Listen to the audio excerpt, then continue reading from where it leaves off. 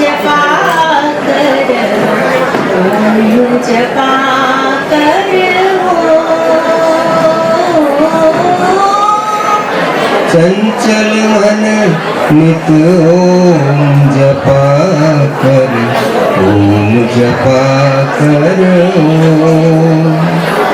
पल पल छिन छिन घड़ी घड़ी निश दिन, पल पल छिन छिन घड़ी घड़ी निश दिन, ओम जपा कर ओम जपा कर चंचल मन नित ओम जपा कर, ओम जपा कर प्रात समय की शुभ बेला में संध्या की पुलकित रजनी में, रात समय की शुभ बेला में संध्या की पुलकित रजनी में रोम रोम से निकले तेरे, रोम रोम से निकले तेरे ओम जपा कर, ओम जपा कर चंचल मन नित ओम जपा कर, ओम जपा कर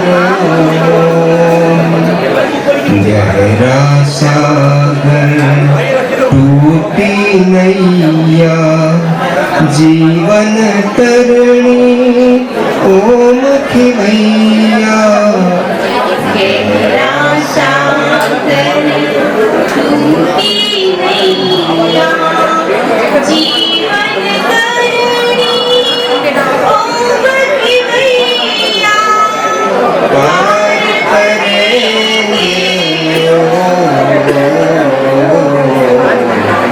ओम जपा कर चंचल मन नित ओम जपा कर, ओम जपा कर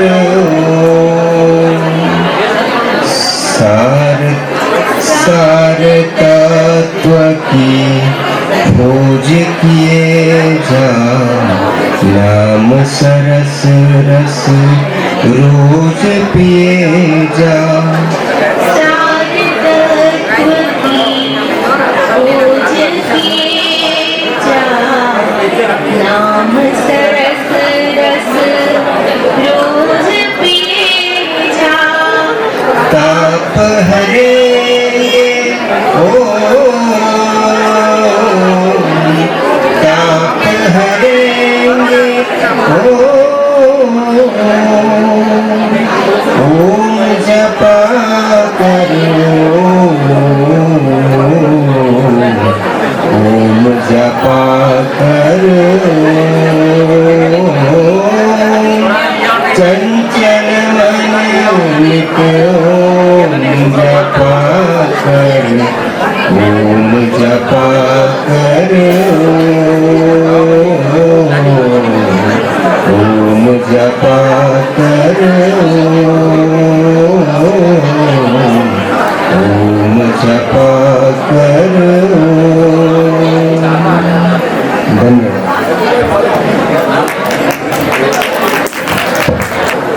जहाँ सत्संग होता है वहाँ पर नित्य जाओ तुम, वहाँ पर नित्य जाओ तुम।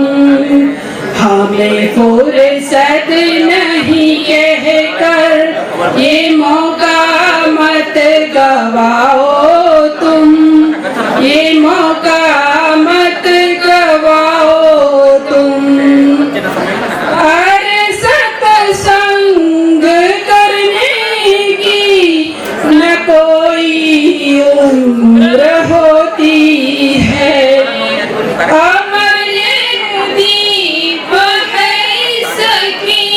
कभी बुझती न ज्योति है। इसी ज्योति से जीवन की सदा ज्योति जगाओ तुम, सदा ज्योति जगाओ तुम। जहाँ सत्संग होता है वहाँ पर नित्य जाओ तुम, वहाँ पर नित्य जाओ तुम। जरा अनुभव तो कर देखो कि क्या बदलाव आता है। कपट सब दूर होता है, हृदय निर्मल हो जाता है। इन सत्संगियों के संग सदा जीवन बिताओ तुम, सदा जीवन बिताओ तुम। जहाँ सत्संग होता है वहाँ पर नित्य जाओ तुम, वहाँ पर नित्य जाओ तुम।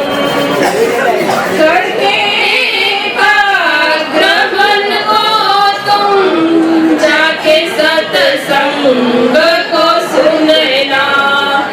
होके तल्लीन पाओगे, सुनना रे बोलो को सुनना। इसी सत्संग सागर में सदा डुबकी लगाओ तुम, सदा डुबकी लगाओ तुम। जहाँ सत्संग होता है वहाँ पर नित्य जाओ तुम, वहाँ पर नित्य जाओ तुम। चढ़े एक बार फिर उतरे नाए सत्संग का ये रंग। बिना प्रभु की कृपा मिलना नहीं सत्संगियों का संग। गुरु संतों की सेवा कर सदा सानिध्य पाओ तुम, सदा सानिध्य पाओ तुम। શરીર સીધું, નેત્રોને કોમલતાથી બંધ કરી લઈએ. મનનું નિયંત્રણ ધ્યાનાવસ્થામાં બેસવાનો પ્રયત્ન.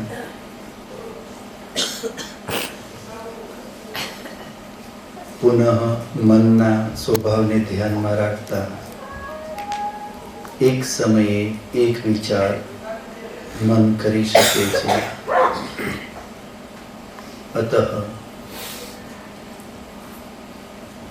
આ સમયે મારે મારા જીવન ઉપયોગી વિચાર કરવાના હોય. સમસ્ત સાંસારિક વિચારોને મનમાંથી દૂર કરી દઈએ. કેવલ અને કેવલ મનને અહીંયા આગળ ઉપસ્થિત રાખીએ.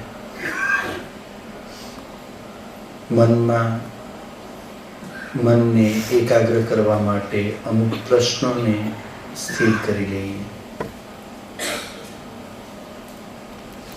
મારા જીવનનું સત્ય સ્વરૂપ શું છે? હું શરીર છું અથવા આત્મા? વાસ્તવિકતા શું છે? મારો વિવેક, વિજ્ઞાન અને શાસ્ત્ર શેનું સમર્થન કરે છે? સ્વયંના જીવનમાં ધર્મનું મહત્વ, ઉપયોગિતા હું કેટલું સમજી રહ્યો છું, અને આ સિવાય મારા જીવનમાં શું કોઈ એવું પણ છે કે જેનો મારા જીવનમાં વિશેષ સ્થાન છે, કેમ કે એનો કોઈ વિશેષ ઉપકાર, ઋણ મારા પર છે. શું આ જીવન કોઈની કૃપા, દયા, સહાયતાનું છે? શું આ જીવન મેં સ્વયં ઉત્પન્ન કરેલું છે કે અકસ્માત મને પ્રાપ્ત થયેલું છે? આનું સત્ય શું છે એ વિચારવાનો પ્રયત્ન કરીએ. આ પ્રશ્નોના ઉત્તર આપણને યથાવત મળે આ હેતુ સત્ય જ્ઞાન સ્વરૂપ સર્વજ્ઞ પરમપિતા પરમેશ્વરને આપણે સ્મરણ કરીએ.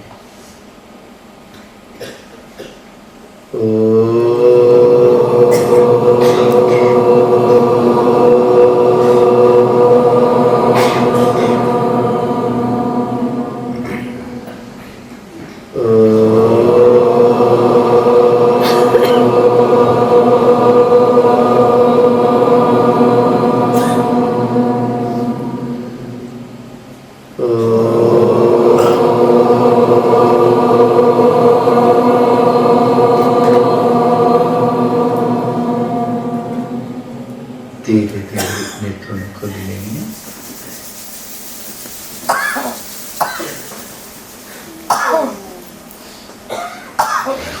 વેદ કથાના આજના દ્વિતીય સત્રમાં પુનઃ આ બધાનું હાર્દિક સ્વાગત છે. તો આપણે વેદોના એ સિદ્ધાંતો કે જેનું આપણા જીવનમાં શું મહત્વ છે, એ સિદ્ધાંતો અનુસાર વ્યવહાર કરવાથી આપણને એનો શું લાભ, આપણું હિત કેવી રીતે છે, અને વેદોના જે વિચારો અને સિદ્ધાંતો છે એનો આપણા વ્યવહાર સાથે શું સંબંધ છે, એ આપણે સમજવા, વિચારવાનો પ્રયત્ન કરી રહ્યા છીએ. તો હમણાં આપણે થોડી વાર પહેલા એક વ્યવહારિક સિદ્ધાંતને સમજવાનો પ્રયત્ન કર્યો કે આપણા જીવનનું સત્ય શું છે. આપણે શરીર છીએ એ કે આપણે આત્મા છીએ એ? શું જવાબ આપો? આપણા જીવનનું સત્ય શું છે? આપણે શરીર છીએ એ કે આપણે આત્મા છીએ? આત્મા છીએ. તો આપણે આત્મા છીએ સ્વીકારવું આપણી મજબૂરી છે કે સત્ય છે? કેવી રીતે ખબર પડી આપણને કે સત્ય છે? લક્ષણો ઉપરથી, કે આ જે ચેતનના લક્ષણો જે છે એ શરીર ઉપર ઘટતા નથી, એ શરીરથી કોઈ અલગ ના ઘટે છે. એક તો એ કારણ છે. બીજું કે શાસ્ત્રનો એમ આધાર છે. વેદ, દર્શન, ઉપનિષદ પણ કેનું વિધાન કરે છે? આપણે શું છીએ? આત્મા છીએ. તો બીજું શાસ્ત્રનો આધાર છે. આ બીજું કારણ. ત્રીજું કે જેટલા શ્રેષ્ઠ અને મહાપુરુષ થઈ ગયા આપણા, જેને અત્યાર સુધીના આપણે સારામાં ઉત્તમ પુરુષ કહીએ છીએ, કે જેને માનવ સમાજનો ખૂબ જ ઉપકારને ઋણ કરેલું છે, એવા મહાપુરુષોએ શું માન્યું છે? જય રામચંદ્રજી હોય, શ્રી કૃષ્ણજી હોય, તો એમણે શું માનેલું છે? આત્મા જ છે. તો કહેવાનો મતલબ એ છે કે મહાપુરુષોના જીવનના આધારે, વેદોના આધારે, અને આપણને આપણી બુદ્ધિ પર બહુ ભરોસો છે એટલે આપણે આપણી બુદ્ધિથી થોડી બળ કરી લીધી, અને એના આધારે આપણે એ સમજવાનો પ્રયત્ન કર્યો કે અત્યારે ગળે ઉતરતું ન હોય કદાચ, પણ વિચારવા બેસો તો નિષ્કર્ષ તો એ જ નીકળશે કે આપણે શું છીએ? આત્મા. હવે ઉતરવું એક અલગ વસ્તુ છે અને હોવું એક અલગ વસ્તુ છે. ઉતરતું ન હોય તો સત્ય ઉતારવા માટે ધીમે ધીમે ધીમે ધીમે એની પર શું કરવું પડે? કામ કરવું પડે, પ્રયત્ન કરવો પડે, પછી ધીમે ધીમે આપણને સમજે. તો આ જીવનનું સત્ય જો સામે રહે તો આપણા જીવનમાં શું થશે? લક્ષ્ય બદલાઈ જશે, આ જીવનનો ઉદ્દેશ્ય બદલાઈ જશે. જો સ્વયંને આત્મા સ્વીકાર કરશું એટલે સંપૂર્ણ ભોગવાદી આપણે નહીં બનીએ, આપણે ઓટોમેટિકલી થોડા યોગવાદી બની જશું. અને એ પણ જે ભોગ હશે એ આપણે ગમે તેમ એન કેન પ્રકારે અન્યાયપૂર્વક કરવાનો પ્રયત્ન નહીં કરીએ. કેવી રીતે કરવાનો પ્રયત્ન કરશું? ન્યાયપૂર્વક કરવાનો કરશું. તો એનાથી જીવન એ ઉત્તમ બનશે, આપણું શ્રેષ્ઠ બનશે. એનો આપણા પોતાના કુટુંબના અનેક લોકો પર પ્રભાવ પડશે, મનમાં શાંતિ રહેશે. બીજું કે એનાથી આપણું કર્માશય, એમાં પુણ્યનું વર્ધન થશે. અને એનાથી સૌથી મોટી વસ્તુ સજ્જનોની સહાય આપણને મળશે. અને એનાથી પણ સૌથી મોટી વસ્તુ ડાયરેક્ટ ઈશ્વરની હેલ્પ મળે. આ સૌથી મોટો બેનિફિટ. તો આ બધા લાભ ત્યારે શક્ય છે કે જો આપણે આ સિદ્ધાંત અનુસાર આપણા જીવનને આપણે ચલાવી શકીએ. તો અત્યારે આપણે આત્માની વાત કરી રહ્યા હતા. હવે બીજી બાજુ કૂદકો મારી જોઈએ, થોડું બીજી તરફે ટટોલી લઈએ અને જોઈ લઈએ શું વાસ્તવિકતા છે. તો સંસારની અંદર આજે સૌથી વધુ ઝઘડા, માથાકૂટો, લડાઈ, યુદ્ધો શેના લીધે છે? શેના નામે વધારે થાય છે? સંપ્રદાયના નામે. જેટલા કોમવાદ છે, લડાઈ ઝઘડા છે, આ બધું શેના નામે થાય છે? સંપ્રદાયના, મતલબ ધર્મના નામે કયો, ઈશ્વરના નામે કયો, સંપ્રદાયના નામે કયો. ધર્મ, ઈશ્વર, સંપ્રદાયના નામે સંસારમાં સૌથી વધુ લડાઈ અને ઝઘડા ચાલે છે. અને એટલે જ આપ જુઓ કે જ્યાં જ્યાં યુદ્ધ થઈ રહ્યા છે એની પાછળ જુઓ તમે, લગભગ કારણ આ જ મળશે. અને ભારતો ઉપર એવા આક્રમણો થયા એ આ વિચારોના આધારે જ છે. ખાલી શૈલી ભેદ હતો.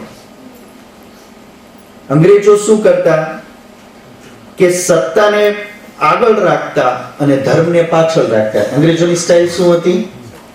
આગળ શું રાખતા અને પાછળ શું રાખતા? ધર્મ. અંગ્રેજોની આ સ્ટાઇલ હતી. અને એની પહેલા કોણ આવ્યું હતું? મુગલો. મુગલો શું કરતા? ધર્મને આગળ રાખતા અને સત્તાને પાછળ રાખતા. એની સ્ટાઇલ એ હતી. એટલે દરેકની સ્ટાઇલ હોય, કેવી રીતે એપ્લાય કરવું. કેમ કે સત્તા અને ધર્મ બે હારે જ ચાલવાના. કેમ કે માનવ સમાજ ઉપર આ બે જ શાસન કરે છે. એટલે સૌથી વધુ દુનિયામાં લડાઈ કે ઝઘડો જો સૌથી મોટો હોય તો એ જ છે કે મારો ઈશ્વર મોટો કે તારો, મારો ધર્મ મોટો કે તારો. કેમ કે ઈશ્વર, ધર્મ અને એનો ગ્રંથ, આ બધું ત્રણેય જોડાયેલું જ છે. એક ઉપાડો એટલે બધું ઉપડે. એવું નથી કે મેં કોઈ એક એક વસ્તુ ઉપાડી શકે. તો આ એક શબ્દ જેનાથી આસ્તિક અને નાસ્તિક બધા ઈશ્વર શબ્દ એવો છે. ભગવાન, ઈશ્વર, ગોડ કે મેટર કે એનર્જી. આજના ઓલા લોકો એનર્જી કે એનર્જી જે કહ્યું. તો આખો સંસાર જે છે આ શબ્દથી આપણે બધા લગભગ પરિચિત તો છીએ. કોઈ એવું નહીં, નાસ્તિક હશે ઈશ્વર શબ્દ તો જાણે કે ન જાણે, ઈશ્વરથી હું કહેવા માંગીએ છીએ જાણે કે ન જાણે, એ તો જાણે. બધાને ખબર છે આપણને કે ઈશ્વર ઈશ્વર ઈશ્વર કરીએ આપણે ચારે બાજુ. એ ઈશ્વરને આપણે સંસારની અંદર જોઈએ છીએ. એક વર્ગ એવો છે જેને માનવા વાળો છે, એક વર્ગ એવો છે જેને માનતો નથી. કયો વર્ગ મોટો છે? શું લાગે છે? ઈશ્વરને માનવા વાળો વર્ગ મોટો છે 7 અરબમાં કે ન માનવા વાળો વર્ગ મોટો છે? શું લાગે છે?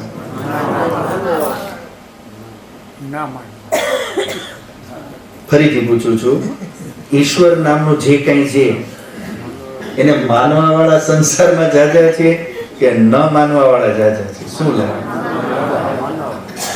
માનવા વાળા કે ન માન? ગમે એ નામ હોય, તમે જે કહ્યું છે ખરું. એમ માનવા વાળા જાજા કે ન માનવા વાળા જાજા? કેટલા લોકો એવું માને છે કે માનવા વાળા જાજા છે? બરાબર. કેટલા લોકોને એવું લાગે છે કે ન માનવા વાળા જાજા છે? બરાબર. અને કેટલા લોકોને એવું લાગે છે ભેખડે ભરાઈ ગયેલા જાજા છે? આવાય જાજા છે.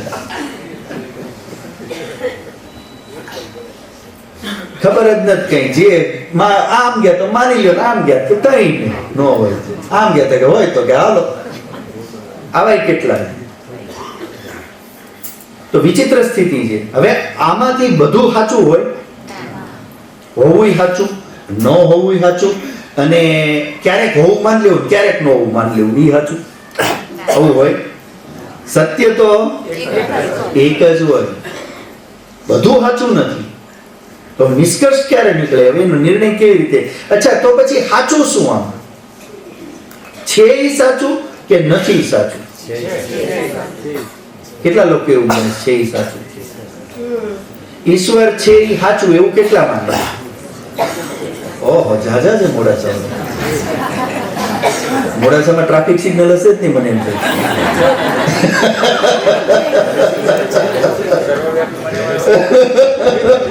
હમણાં આવીએ ને પેલા આટલામાં આવી જાય એટલે થોડું તો માનવા વાળા જાજા જ મોડાસા વાળા. આ મોડાસા નામ હું વિચારતો કેવી રીતે પડ્યું હશે. કીધું મોડાસા, સા મોડા એટલે મોડા પડતા હતા કે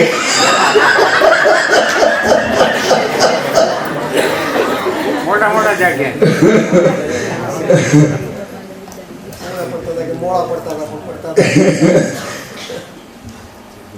સાહેબ ને સા કે ટૂંકમાં સાહેબ ને હું કે સા, શોર્ટ ફોર્મમાં સા. મોડા સાહેબ જે મોડા પડતા ની સાહેબ. તો મોડાસાનો આમ ઉત્સાહ અલગ છે. વ્યવહારિક તો મારો અનુભવ તો બહુ સારો જ રહ્યો, ચિંતા ન કરતા. હું તો વખાણ જ કરું જ્યાં જાઉં ત્યાં, કેમ કે ખરેખર સારો રહ્યો છે. એટલે તો મુખ્ય વસ્તુ તો એ છે કે એ છે કે નહીં એ સાચો છે. તો આપનું કેવું છે કે એ છે એ સાચું. અચ્છા, તો જે લોકો એમ કે છે નથી, ઈવડે એમ કે છે અમે કઈ સાચું, તો ઈ બેમાં કયું સાચું? ઈશ્વર છે એવું કે એમ કે છે ઈશ્વર છે એવું કહેનારા કે સાચા? સાચું શું આમાં? ઈશ્વર છે ઈ કે નથી? તો તમે થઈ ગયા સાચા, સાચું ઈ. અને નથી કહેવા વાળા છે એને જેમ પૂછે તો શું કે છે? ઈશ્વર. તો ઈ કે સાચું, તમે કયો ઈ સાચું?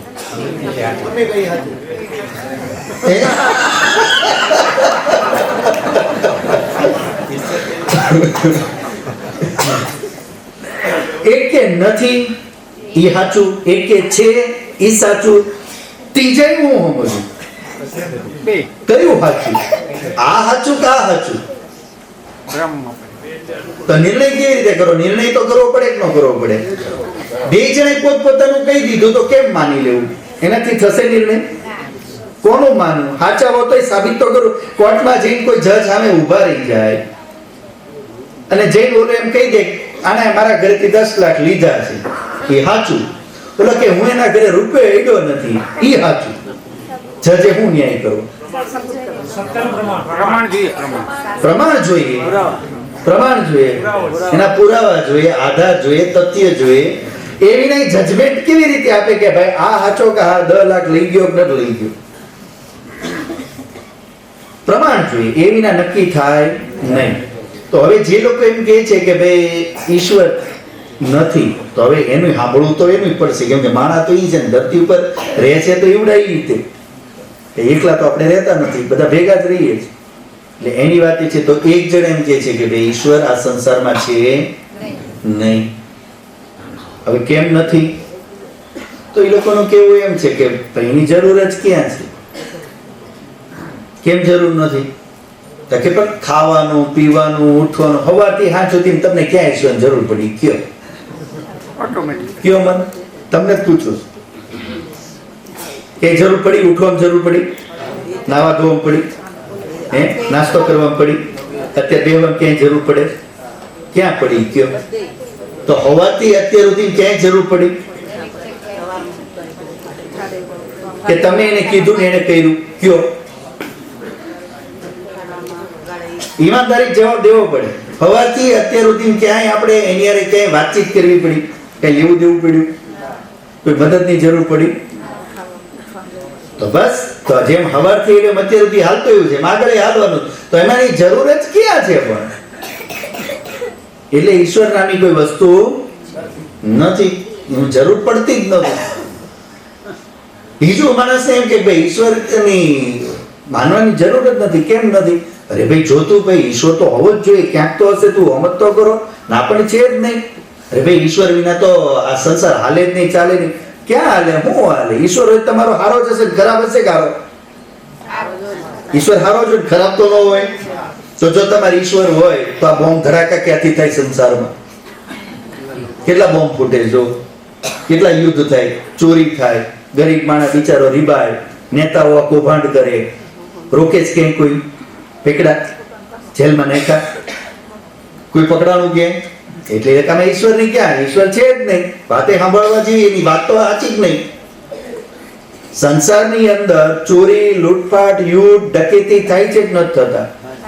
હારા માણા વધારે હેરાન થાય છે, ખરા? ફરીથી બોલું, સારા માણા વધુ હેરાન થાય છે, ખરા? અને એને ખરાબ હેરાન કરનારું કોણ છે? હારા ખરાબ? કે રોઈકા? હારો માણા હારા મદદ કરે કે ન કરે? થઈ તમારી મદદ ક્યાં? તો પછી ક્યાં ઈશ્વર છે? હોત તો મદદ કરે.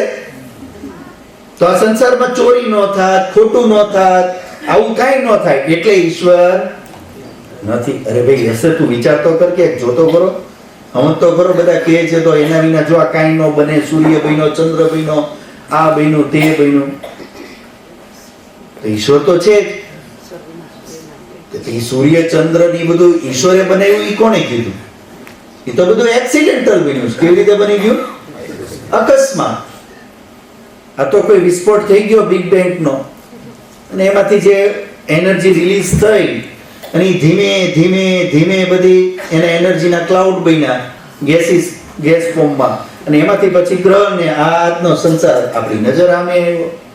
એટલે એવું નથી. એટલે આમાં તમારો ઈશ્વર માનવાની કઈ જરૂર પડે એવું કઈ કારણ જ દેખાતું નથી. અરે ભાઈ વેદોમાં લખ્યું છે, એ તમારા માથે રાખો. વેદ તમારા માથે રાખો, મારે જોતો નથી. આમ નામ તારો ઈશ્વર હોય, સમજતો હોય દેખાડો. તો આ આજની જનરેશનના પ્રશ્ન છે. આજના જે લોકો ઈશ્વરમાં નથી માનતા, બીજું એનું એ પણ પ્રશ્ન આવે છે કે જો ઈશ્વર છે તો તમારો એ ઈશ્વર રહ્યો જો હોય તો પછી તમે બધા આટલા જુદા જુદા કેમ? આ પ્રશ્ન છે. તમે આટલા બધા કેમ? આટલા જુદા જુદા કેમ? તો પછી તમે બધા અંદર અંદર લડો છો કેમ? તમારો ભગવાન તમારું સાંભળતો કેમ નથી? અંદર અંદર ધર્મમાં ઝઘડા છે કે નથી? છે કે નથી અંદર અંદર ઝઘડા? તો જો ઈશ્વરના ભગતો બધા ઈશ્વરને માનવા વાળા હોય તો ઝઘડે આપસમાં? બીજું બધાયના ભગવાન, પૂજા, ગ્રંથ એક હરખા છે, જુદું જુદું? તો ઈ વસ્તુ જોઈને એમને શું થાય છે? પ્રશ્ન થાય છે કે આ તમારો કયો ભગવાન આમાં? તો આ બધા પ્રશ્નો જ્યારે સામે આવે ત્યારે આ અનેક લોકો એવા છે જે એવું માનવા પછી વિવશ થઈ જાય છે કે મને ઈશ્વર સ્વીકારવા માટેનું કોઈ વ્યાજબી કારણ લાગતું નથી. એટલે એવો વર્ગ શું બની જાય પછી? નાસ્તિક. એટલે કે હું માનતો નથી. બીજી બાજુ જોવા જઈએ તો બીજો વર્ગ પણ છે ઈશ્વરને માનવા વાળો. તો આપણે બધા શેમાં આવીએ? માનવા વાળામાં. અચ્છા, હવે આપણને કોઈ પૂછે કે ભાઈ ઈશ્વર છે, અને જો ઈશ્વર છે તો ક્યાં છે, કેવો છે, શું કરે છે, એનો સ્વભાવ શું છે, કામ ધંધો શું છે? આ પ્રશ્નો આવે કે ન આવે? જો ઈશ્વર માનીએ તો આ બધા પ્રશ્નો આવવાના. તો આપણે એ પ્રશ્નોના જવાબ આપવા પડે. છે કે નથી? છે તો શું કરે છે, ક્યાં રહે છે, અને ઈ છે એની સાબિતી શું? તો બીજી બાજુ જ્યારે ઈશ્વરના હોવા વિશેની વાત થાય અને વાત કરીએ કે ભાઈ હા ઈશ્વર છે, તો અત્યારે એ ઈશ્વરને માનવા વાળા લગભગ 50% ઉપર તો ખરા સંસારમાં? 50% ઉપર તો ખરા? હવે વધારે હશે. તો એ જે 50 થી 70% લોકો જે ઈશ્વરમાં માને છે, એ બધા કયા ઈશ્વરમાં માને છે? આ પ્રશ્ન આવે. કયા ઈશ્વર? ઈશ્વરમાં તો માનો છો, એટલે આસ્તિકમાં તો તમે આવી ગયા, પણ હવે આસ્તિકમાં અંદર ઉતરવાનું હવે ચાલુ થયું. હવે અંદર વિચારવાનું ચાલુ થયું કે આપ જે ઈશ્વરને માનો છો, કે જેટલા આસ્તિકો ઈશ્વરને માને છે, તો એ ઈશ્વર એક છે કે અનેક છે? પ્રશ્ન સાંભળો, નહીં તો લોચો લાગી જશે. જેટલા આસ્તિકો ઈશ્વરને માને છે એમને જો પૂછીએ, અથવા એ પૂછે, કોઈ બારવાળો પૂછે, જે નથી માનતો એ પૂછશે કે ભાઈ ઈશ્વર જે તમે માની રહ્યા એ એક છે કે અનેક છે? અનેક જ છે ને. પ્રશ્ન શું છે? તમે જે ઈશ્વર આજ સંસારમાં જેટલા લોકો ઈશ્વરને માની રહ્યા છે, તો એ એક ઈશ્વરને માની રહ્યા છે કે બધા પોતાનો ઈશ્વર માની રહ્યા છે? તો ઈશ્વર એક છે કે અનેક છે? અત્યારે વ્યવહારમાં શું છે સ્થિતિ? અનેક છે ને. ઈમાનદારીથી સ્વીકારશો તો મજા આવશે. અને ઈમાનદારીનો જવાબ એ જ આવે કે સંસારમાં ઈશ્વરને માનવા વાળા તો છે, પણ ઈશ્વરને અલગ સ્વરૂપમાં માનવા વાળા છે. એક હવે અલગ સ્વરૂપ માને એનો મતલબ શું થયો? દરેકનો ઈશ્વર એક થયો કે અલગ? આ સત્ય છે કે અસત્ય? હવે ઈશ્વરને માનવા વાળા છે, પણ ઈશ્વર અનેક છે. હવે બે વાત છે કે કાં તો ઈશ્વર અનેક છે ને કાં તો ઈશ્વર એક છે. કાં તો 2 4 5 8 10 જેટલા ગણવા હોય એટલા, કાં તો એટલા, અને કાં તો આપનું શું માનવું છે? ઈશ્વર અનેક છે કે એક છે? જો છે તો અનેક છે કે એક છે? એક છે. તો પછી અનેક કેમ માનો છો?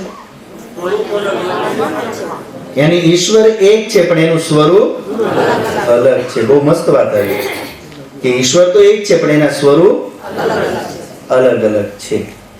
અચ્છા, તો એ જે સ્વરૂપ છે, જે સ્વરૂપમાં સંસારમાં ઈશ્વરને માનવામાં આવી રહ્યો છે, એ આપણે એને કઈ રૂપે માની રહ્યા છીએ? કઈ રૂપે આપણે એને પૂજી રહ્યા છીએ કે અર્ચના કરી રહ્યા છીએ? કેવી રીતે વ્યવહાર કરી રહ્યા છીએ? હે?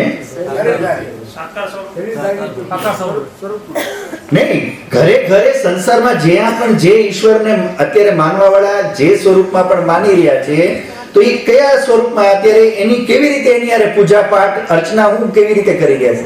શેના માધ્યમથી? મૂર્તિ સ્વરૂપમાં. સીધી વાત છે ને. વર્તમાન ભલે હવે સ્વરૂપ આપ અલગ કહો છો, પણ પ્રશ્ન એ આવ્યો કે એ ઈશ્વર જે સંસારમાં માનવામાં આવી રહ્યા છે એ બધા કયા સ્વરૂપમાં માનવામાં આવી રહ્યા છે? મૂર્તિના સ્વરૂપમાં. સત્ય તો આ જ છે કે આપણે એને એ સ્વરૂપમાં માનીએ છીએ.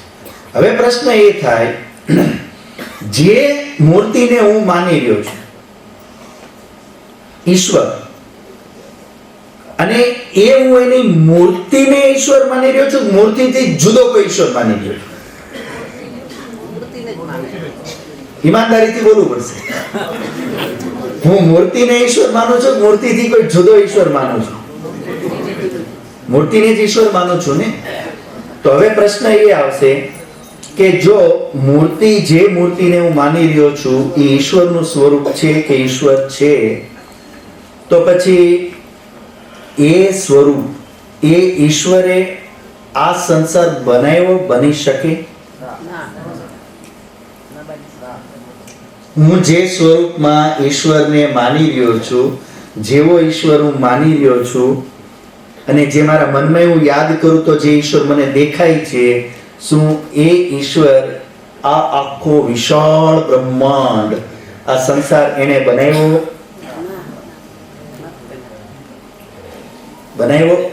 સંસાર બનાવે તો કોણ બનાવે? તો એ ઈશ્વરે આ સંસાર બનાવ્યો હશે? શું લાગે?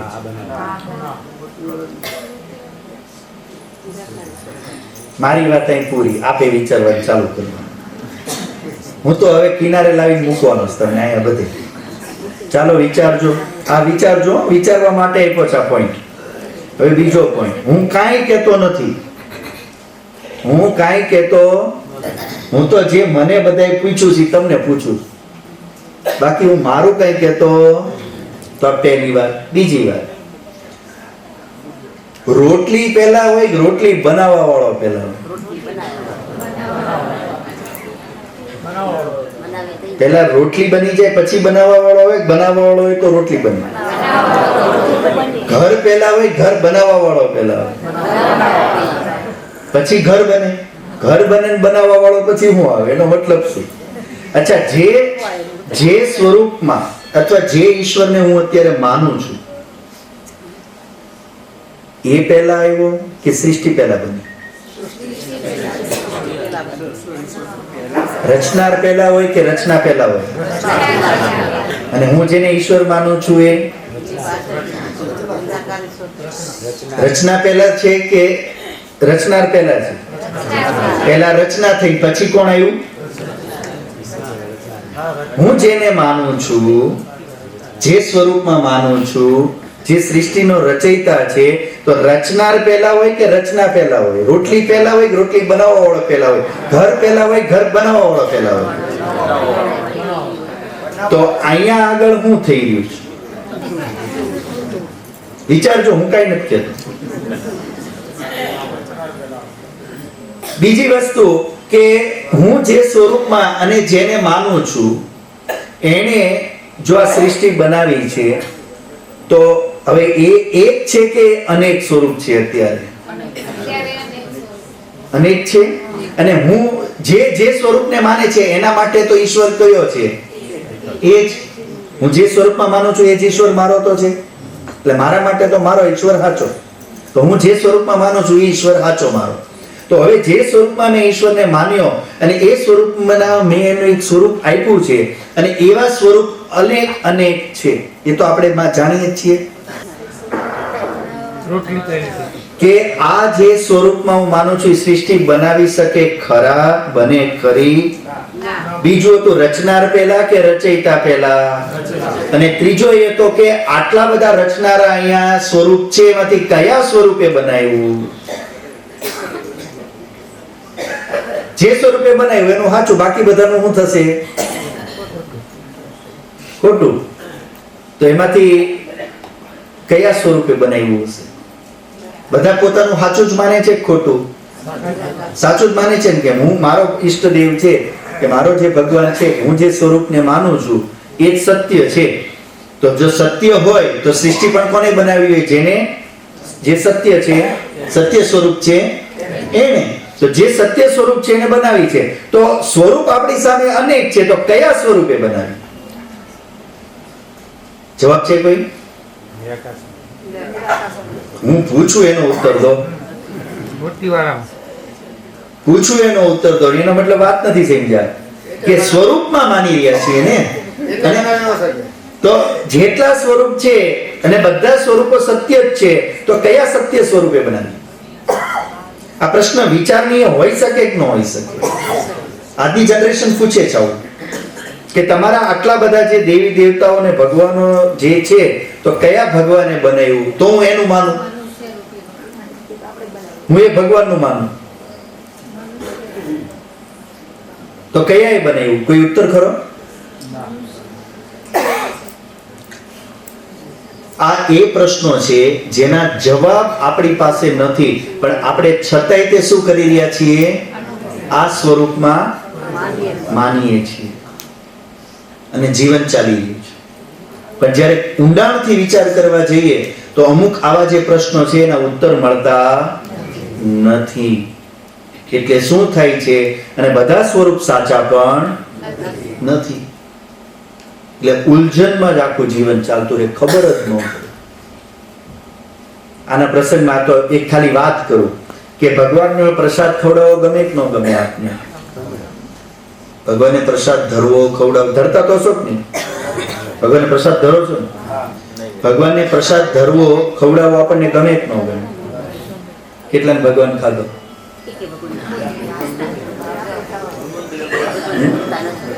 કેટલાને ભગવાને ખાધો? અચ્છા, ખાવા મળશે ગમશે કે નહીં? ભગવાન ખાવા માંડ્યો તો ગમશે કે નહીં ગમે? શું લાગે તમને? ગમશે કે નહીં ગમે? ખાવા મળશે ભગવાન તો પ્રસાદ ગમશે કે નહીં ગમે તમને? ગમશે. સવારનો નાસ્તો, બપોરનું જમવાનું અને ડિનર, ત્રણેય ટાઈમની ડ્યુટી લેવી પડશે. અને ત્રણેય ટાઈમ જમવા માંડો ખબર નહીં હજી કેટલું ખાઈ જશે. કેટલાથી ખવડાવવું ગમશે? કેટલાથી ખવડાવશો? ઈમાનદારીથી વિચારજો. ખવડાવી શકતો ત્રણ ટાઈમ એને ખવડાવી શકશો. જો વચ્ચે ચા પાણી લીંબુ પાણી માંગ્યા તો અલગ.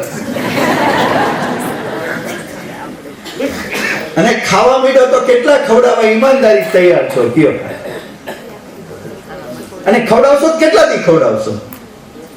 આપણને ખાઈ માણા ગમે કે નો ખાઈ ગમે? આપણને કયો માણા ગમે? ખાઈ ગમે કે નો ખાઈ ગમે? આપણા ઘર મહેમાન આવ્યા હોય, આહુડા તો છીએ જ. અને એમાં મહેમાન આવ્યા હોય, પૂછીએ હવે મહેમાન છે એટલે નેચરલી આપણી ડ્યુટી એ બને સ્વીટ તો હોવું જ જોઈએ. સ્વીટ છે, સલાડ છે, પાપડ છે, રાયતું છે, એક વ્યવસ્થિત પ્લેટ તો બનવી જ જોઈએ. નહીતર એ સત્કાર શું કર્યો કે મહેમાન? હવે એ બધું કોણ કરવા બેસે આ બધું અત્યારે? અને એમાં જો થોડા કંજૂસ હોય તો કોણ બહારથી લાવીને મીઠાઈ દે?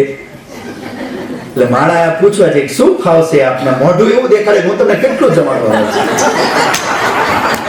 શું ખાવશે આપને? અને જો એમાં ઓલો મહેમાન એમ કે ખીચડી હાલશે મારે,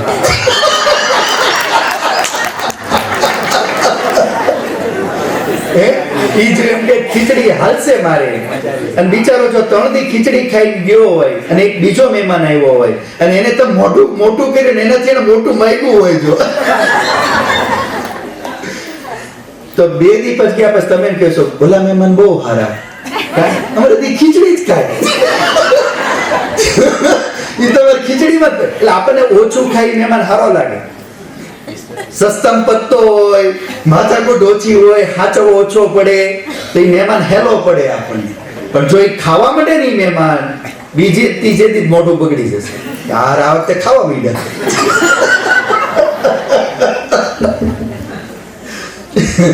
એટલે આમ ભલે આપણને ભગવાનને ખવડાવવાનો હરખ ગમે એટલું, પણ જેથી ખાવા માંડ્યો તો આ જ કરવાના. એની તો બીજા ઘરે દાટો મારી અઠવાડિયાથી તો છું.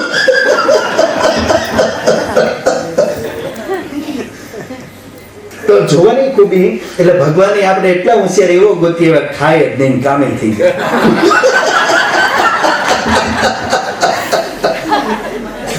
પણ ભગવાન ખાય ખરો. અચ્છા, શરીર ખાય કે આત્મા? ખોરાક કેમાં જાય? શરીરમાં. તો જો ઈશ્વર હોય તો એનું કોઈ શરીર તો હોવું જોઈએ ને ભાઈ.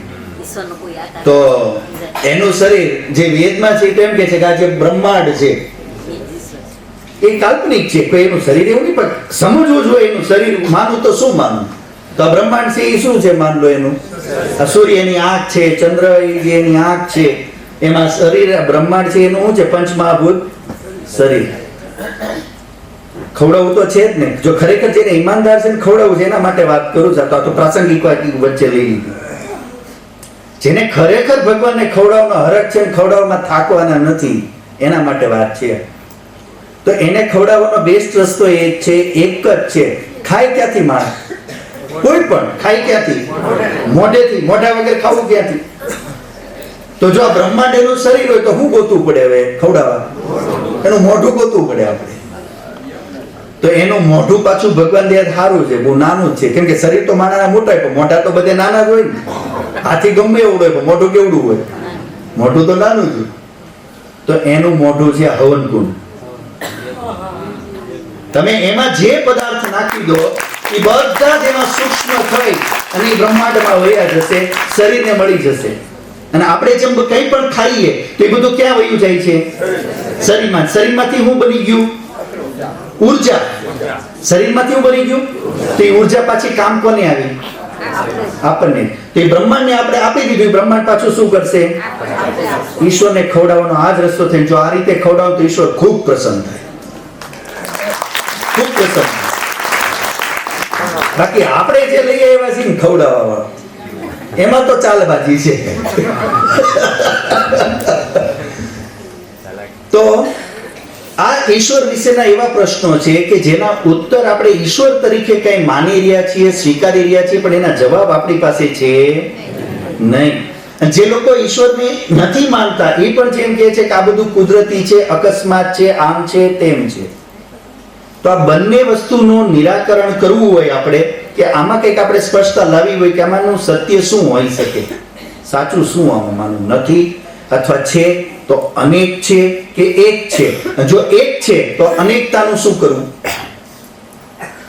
તો વેદ આધારિત આપણે વિચાર કરવા જઈએ કે માન લો વેદને દૂર રાખીને ખાલી આપણા વિવેકથી પણ આપણે વિચાર કરવા માંગીએ તો એવી રીતે આપણે વિચાર કરી શકીએ કે ક્યાંકથી તો આપણે ઈશ્વરને પકડવાનો, સમજવાનો, કે એને મેં કીધું કોઈ પણ વસ્તુ હોય તો એના શું હોય, કોઈને કોઈ ગુણધર્મ, એનાથી આપણને ખબર પડે.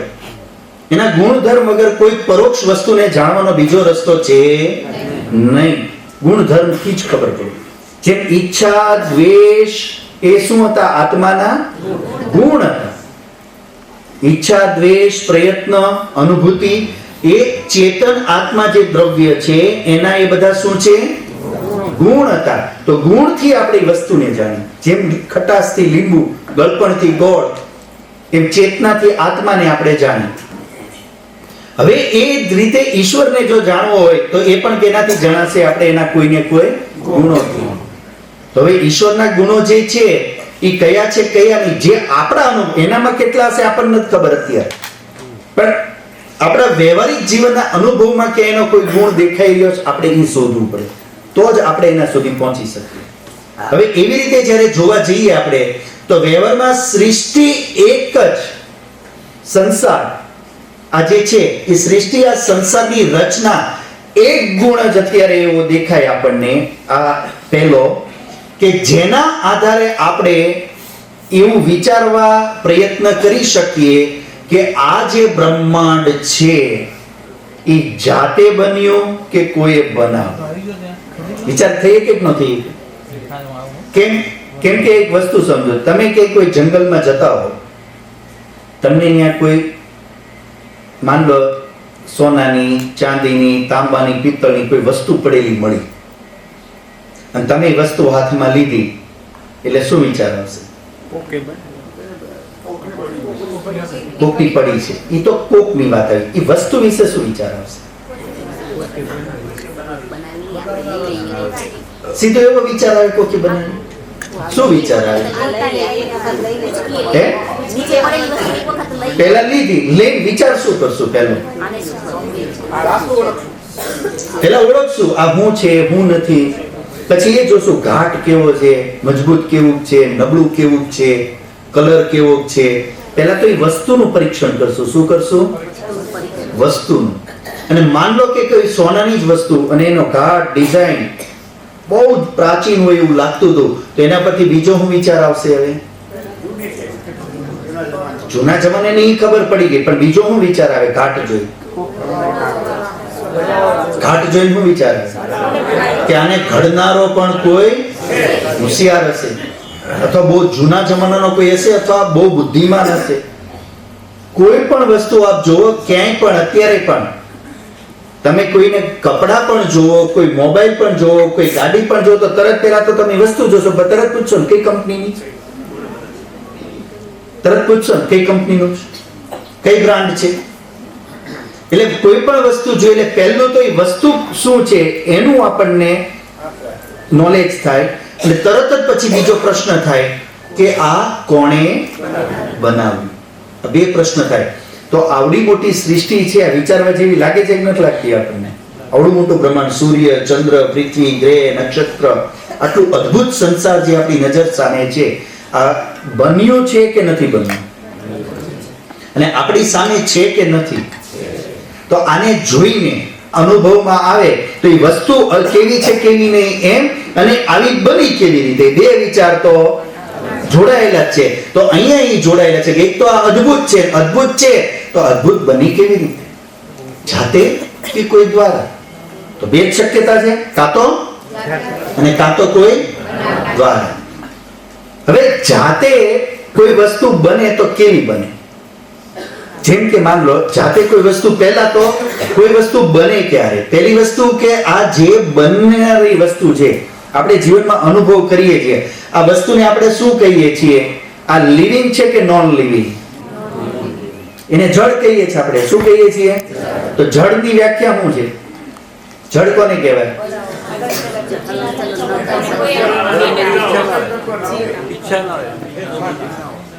જડ કોને કહેવાય? કે જે કંઈ અનુભવ ન કરી શકે, જે કંઈ અનુભવ ન કરી શકે એને જડ કહેવાય. અને અનુભવ કરી શકે ને આપણે શું કહીએ છીએ? ચેતન.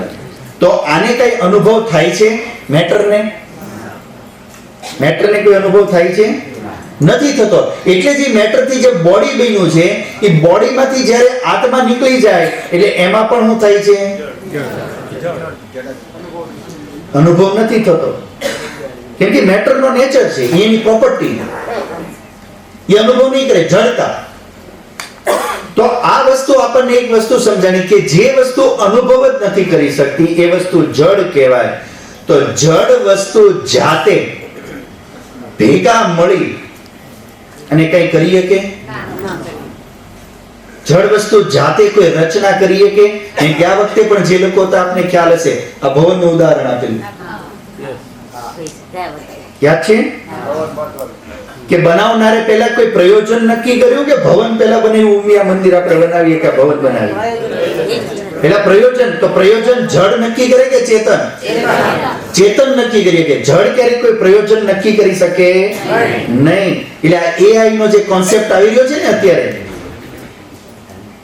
આ આર્ટિફિશિયલ ઇન્ટેલિજન્સ જે અત્યારે નવો કોન્સેપ્ટ જે આવી રહ્યો છે, અને એના આધારે જે રોબોટ ને બધું બનવા માંડ્યું છે, આમાં સૌથી મોટી આજ એક ડિસ્કસ બહુ સારી ચાલી હતી. મેં એક જ વાત એ લોકો સામે રાખી હતી, તમે એમાં પ્રયોજન સિદ્ધ કરી દો. તમે એમ કહો છો આમ કરીએ કે બધું સાચું, પ્રયોજન સિદ્ધ કરો. કે પ્રયોજન સહિત કરતો એ સિદ્ધ થશે? પ્રયોજન હંમેશા કોની પાસે હોય? ચેતન. કેમ કે સુખ દુઃખ ને અનુભવ ઈ કરે છે એટલે ઈ પ્રયોજન બનાવીએ કે. જડ ક્યારે પ્રયોજન કોઈ નક્કી કરીએ કે નહીં? તો જડ વસ્તુ જ્યારે પ્રયોજન નક્કી ન કરી કે હાલો પ્રયોજન ન કરે કઈ નહીં, પણ અકસ્માત તો ભેગી થઈ શકે ને. હવા આમથી આવી ગઈ, વાદળ આમથી ચડી ગયું, એમ તો થઈ શકે. એની બની ગઈ, બિગ બેંગ બની ગઈ, બ્લાસ્ટ થઈ ગઈ, એની જાતે જાતે બધું એવું ઓટોમેટિકલી બધા કેમિકલ રિએક્શન થવા માંડ્યા અને આપસમાં બધા ભેગા થવા માંડ્યા ને આ સંસાર બની ગયો. તો સંસારને આપણે જોઈએ તો એક વસ્તુ ક્લિયર દેખાય છે, સંસાર સુવ્યવસ્થિત છે કે અવ્યવસ્થિત છે? પાક્કું માનો છો કે અવ્યવસ્થિત છે? સૂર્ય, ચંદ્ર, ગ્રહ, નક્ષત્ર, દિવસ, સમય, દરેક વસ્તુ સંસારની અંદર સુવ્યવસ્થિત ચાલી રહી. આખી ઇકોસિસ્ટમ જો પૃથ્વીની સુવ્યવસ્થિત ચાલી રહ્યું છે કે ગમે તે રીતે સુવ્યવસ્થિત. તો સુવ્યવસ્થિત કાર્ય જડથી ક્યારે બને કે ચેતનથી બને? સુવ્યવસ્થિત કોઈ કાર્યને હંમેશા જેની પાસે પ્રયોજન હોય ને એ જ એને સુવ્યવસ્થિત રીતે બનાવી શકે. જેની પાસે કોઈ પ્રયોજન જ નથી અને નોલેજ જ નથી તો એને સુવ્યવસ્થિત ક્યારેય કરી શકે નહીં. એટલે તમે ક્યારેય ક્યાંય એવું સાંભળ્યું અકસ્માત કોઈના રસોડામાં ઊંધિયું બન્યું? કે સાંભળ્યું ક્યારે? હે ન સાંભળ્યું ક્યારે? અકસ્માત કોઈ ખેતરમાં, હમણાં આપણે વાવાઝોડું ગયું ને કચ્છમાંથી, તો અકસ્માત ત્યાં કચ્છમાંથી ગયું વાવાઝોડું અને કેરીની સીઝન હતી લબાલબ, તો એ વાવાઝોડું ગયું અને બધી કેરીમાંથી રસ નીકળીને ડબ્બામાં ભરાઈ ગયું. કચ્છના બધા રાજી રાજી થઈ ગયા, વાવાઝોડું ફાયદા નહીં. આંગળું ન આંગળું. કચ્છમાં ધરતીકંપ આવ્યો, 2001 માં ભૂકંપ આવ્યો અને સરસ મજાના બે તાજમહેલ બની ગયા. તમે સાંભળ્યું ન સાંભળ્યું? હે ભાઈ અકસ્માત બનવું જોઈએ કે નહીં? થઈ જાય કે ન થઈ જાય? તાજમહેલ, ડબ્બામાં રસ. હાલો એકવાર નો થયું, આવી રીતે 50 વાર સુનામી કે વાવાઝોડું કે ધરતીકંપ આવે તો એકવાર તો બનવું જોઈએ કે નહીં? એકવાર તો બનવું જોઈએ કે ન બનવું જોઈએ? હાલો 1000 વાર આવે સુનામી, વાવાઝોડું, ભૂકંપ, હવે એકવાર તો ઊંધિયું બનવું જોઈએ કે નહીં? હે? કેમ ન બને? કેમ કે ક્યારેય શક્ય જ નથી. કેમ? બુદ્ધિપૂર્વક કેટલી માત્રામાં કઈ વસ્તુ, કેટલી માત્રામાં, કેટલા ટેમ્પરેચરમાં અને કેટલી ગતિથી અને કયા વાતાવરણમાં અને કેટલું મિશ્રણ કરવું, આ બધું નક્કી કેનાથી થાય? વિવેકથી. અને આ બધું વિવેક વગર આ પ્લાનિંગ નો એક શાકનો વઘારે ન થાય. એમાંય તેલ આગું પાછું થાય ને તો બાળી નાખી. એમાંય ટાઈમિંગ જોઈએ, માત્રા જોઈએ, એમાંય તે પરફેક્ટ વસ્તુ જોઈએ, ગમે એમાં ગમે એ શાક ન નાખી શકાય. તો આ બધું વિવેકથી જ થાય. અને આ જે મેટર છે, મટીરીયલ છે, વર્લ્ડ છે, જડ છે, જે એમાં આવું કોઈ જ્ઞાન કે ચેતના કે અનુભૂતિ કે વિવેક નામનું કોઈ તત્વ મળતું નથી. એટલે એનાથી કોઈ સિસ્ટમેટિક કોઈ રચના થઈ જાય કે કોઈ વસ્તુ બની જાય શક્ય નથી. તો જાતે તો બન્યું હોઈ શકે નહીં. તો એનો મતલબ હું થયો, એને કોણે બનાવ્યું હોય? કોઈને કોઈ ચેતને. તો હવે ચેતનમાં પાછું જવું પડશે. તો હવે બનાવનારા ચેતન આપણે જોયા કે આપણે જે સ્વરૂપમાં ઈશ્વરને માનીએ છીએ એ સ્વરૂપથી આ સૃષ્ટિ બની શકે ખરી? અને એ સૃષ્ટિ બન્યા પછી આવ્યું કે સૃષ્ટિ પહેલા બની? પછી આવ્યા ને? તો એ તો પહેલા બનેલી છે, સૃષ્ટિ તો પહેલા બની હતી. તો બનાવનારો તો એની પણ પહેલા જ જોઈએ. આ વાત તો કન્ફર્મ. અને એ બનાવનારો એક હશે કે 8-10 જણે ભેગા થઈને કંપની બનાવી હશે? હે? કે આપણે કોઈ યુનિવર્સ નામની કંપની ખોલીએ? એ બનાવનારો એક હશે કે 8-10 જણા ભેગા થઈને બનાવી હશે? બે શક્યતા હોઈ શકે. 8-10 જણા ભેગા થયા હોય, પણ હવે એમની પાર્ટનરશિપ છૂટી દીધી, આપણો તો મરો ને. એમને ડખા પડ્યા તો આપણે કઈ બાજુ જવું? આ કંપની જવું, બોલી કંપની જવું, અને એમાં હવા વાળાની હવા લઈ જાય, પાણી વાળાનું પાણી લઈ જાય, આપણે ક્યાં જવું? આપણે બધા એટલે એમાં બહુ ઉલઝન વાળું થશે. એટલે વસ્તુ તત્વ તો આખી સૃષ્ટિની શું વ્યવસ્થા જોતા તો એવું જ લાગે છે કે આને બનાવનારો એક જ હોય. અને એ પણ કેવો? ચેતન. ને સંસારમાં જળ વસ્તુ છે એ આપણે જોયું. સંસારમાં ચેતન છે કે નથી? છે કે નથી? આપણે શું છીએ? તો આપણે બનાવીએ કે ને? હવે બનાવીએ કે ને? આપણે શું છીએ? અને આ બધું કોણે બનાવ્યું છે? ચેતને. જડે તો બનાવ્યું નથી, તો આપણે એને કાંકરો કાઢ નાખ્યો. તો ચેતે બનાવ્યું, એ તો ચેતને બનાવ્યું તો પાક્કું થઈ ગયું. આપણે ચેતન છીએ કે નહીં? હા કે ના? કોણે બનાવ્યું? કોણે બનાવ્યું? ચેતને. અને આપણે એ ચેતન કોણ? આપણે. આપણે બનાવી આ સૃષ્ટિ.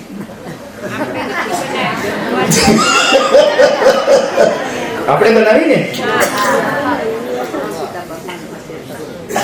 કોઈ ઈટ લઈને આવ્યું છે, કોઈ પાવડો લઈને આવ્યું છે, બધા કઈક થોડું થોડું પોતાની તરફથી જે હોય. રામચંદ્રજીના સેતુમાં ખિસકોલીને જે તો ચેતને બનાવી. આપે એમ કયો છો ચેતન આપણે છીએ, એ કયો છો જળ તો નીકળી ગયું. તો આપણે આ સૃષ્ટિ બનાવી કે નહીં? હા કે ના? શું વાત કરો બેન? ચેતને તો આપણે પહોંચી ગયા. ચેતન આપણા સિવાય કોઈ નથી. પણ શક્તિમાન નથી ને આપણે. હે? શક્તિમાન નથી આપણે. શક્તિમાન નથી.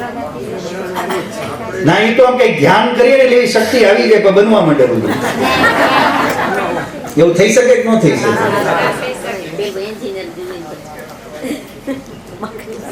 તો આપણે ચેતન છીએ અને સૃષ્ટિ ચેતને બનાવી છે, તો એ બનાવનારા આપણે કે નહીં? આપણે નહીં.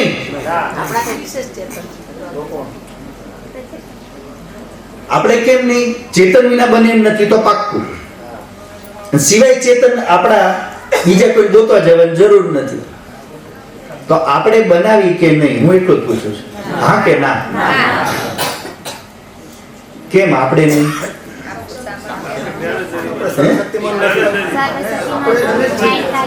આપણામાં સામર્થ્ય નથી તો હું કહું છું ને આપણે યોગ કરશું ને. રોજ સવારે બગીચા બેસીને 2 કલાક આપણે આંખ બંધ કરશું, અણીમાં ને બધી સિદ્ધિ મેળવશું, પછી તો બની જાય કે ન બની જાય? આપણે સર્વત્ર નથી ને, સર્વત્ર નથી આપણે. સર્વત્ર નથી. સર્વત્ર નથી. એક જણ એમ કે છે, એક કે છે સામર્થ્ય નથી એવું કે છે, એક કે છે આપણે સર્વશક્તિમાન નથી એમ કે છે. હવે આ નવી વાત આવી પાછી કે ગલતજી આપણા પર કલંક ઉપર કલંક આવી.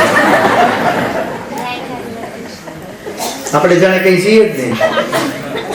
અરે કેટલું બધું કે મારા પડોશી જેમ પૂછો હું છું. આપણે આ બનાવ્યું કે નહીં? નથી બનાવ્યું. તો ન બનાવવામાં કારણ આપ એમ કહો છો કે આપણામાં શક્તિ નથી. બીજું આપ એમ કહો છો આપણામાં જ્ઞાન નથી. બીજું આપ એમ કહો છો કે આપણામાં એટલું સામર્થ્ય નથી, એટલે આપણાથી નથી બની એવું માનો છો?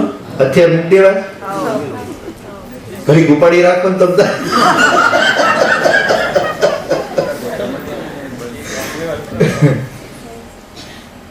તો આપણાથી નથી બની એમ ને?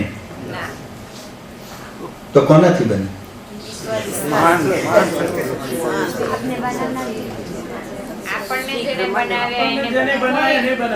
હે? આપણને જેને બનાવ્યા કોઈ એવી સત્તા છે કે જેનો આપણે અનુભવ થાય છે, કોઈ એવી સત્તા છે જેનો આપણને અનુભવ થાય છે કે જેના સૃષ્ટિ બનાવી છે. બરોબર. તો મતલબ એટલું તો નક્કી કે અહીં બેઠેલામાંથી તો કોઈ, તો અહીંથી નથી તો બહાર વાળા નહીં હોય. આપણે કોઈ બનાવનારો બેઠો હોય તો ભલે તો હાથ ઊંચો કરજો કે હું ક્યાંક હતો તો મારે મેં બનાવી હતી. અને જો આપણે નથી બનાવી તો બહાર વાળાથી બનવાની નથી, પણ બની છે ચેતનથી, પાક્કું છે. તો એનો મતલબ શું માનવું પડે? એ આપણા જેવો હશે કે આપણા જુદો હશે? આપણાથી જુદો માનવો પડશે. આપણા જેવો તો નહીં. આટલું તો પાક્કું. તો એ જુદું શું હશે એના? તો એના માટે પાછું તમારે ક્યાં જવું પડે? રચના. ક્યાં જવું પડે? એ સૃષ્ટિની રચનામાં. તો સૃષ્ટિની રચનામાં જુઓ તો પેલા હું જરૂરી લાગે છે આ બનાવ્યું, હું જોઈએ? એક તો હું જોઈએ આ બનાવવા માટે? મટીરિયલ. પછી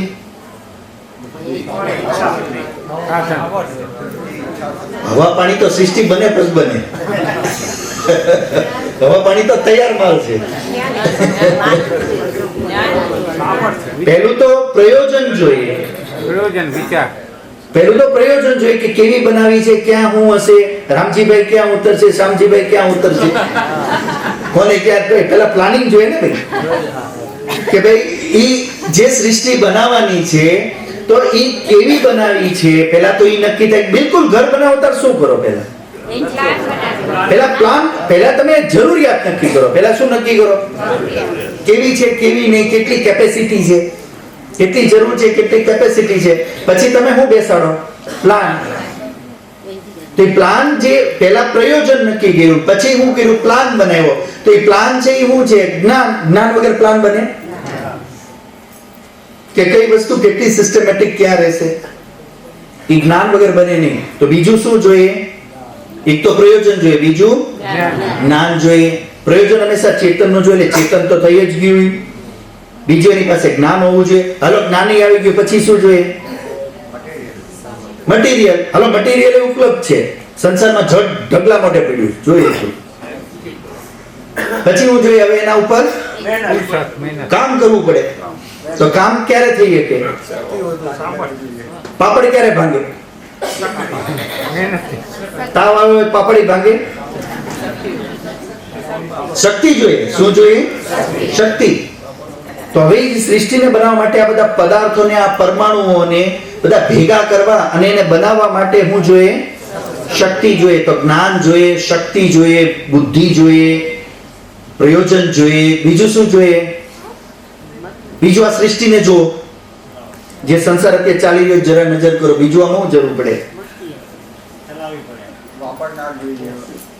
વાપરનારો જોઈએ. અને ચાલી રહી છે વ્યવસ્થિત, માનો છો? અને આ સૃષ્ટિમાં ખાલી આપણે જ છીએ કે આપણા સિવાય પણ બીજું ઘણું છે? અને બીજા પણ ઘણા છે? ખાલી માણસ છે કે માણસ સિવાયના પણ ઘણા જીવો છે? હવે આ બધું તમે જરા આખું જુઓ, એક વસ્તુ ન જોશો, બીજા બધા જીવોમાં જઈને જુઓ તો એ બધામાં પણ ઈચ્છા આપણા જેવી છે કે જુદી? દરેક પ્રાણીમાં, જીવમાં ઈચ્છા આપણા જેવી છે કે જુદી? આપણે શું જોઈએ છે અંતિમ? શું નથી જોતું? કીડીને, કોઈ પણ પશુ, પક્ષી, કીટ, પતંગ ક્યાંય પણ જાઓ, બધાને શું જોઈએ છે? શું નથી જોતું? તો એનો મતલબ શું થયો? બધાની ઈચ્છા એક સરખી છે. તો આપણે બધા એક સરખા શું જુદા? આપણે બધા એક સરખા શું જુદા? શરીર આપણા જુદા, પણ આત્મા રૂપે આપણે બધા એક સરખા ઈચ્છા વાળા છે કે અલગ ઈચ્છા વાળા? તો એક ઈચ્છા વાળાથી શું સાબિત થાય છે કે બધા કેવા હશું?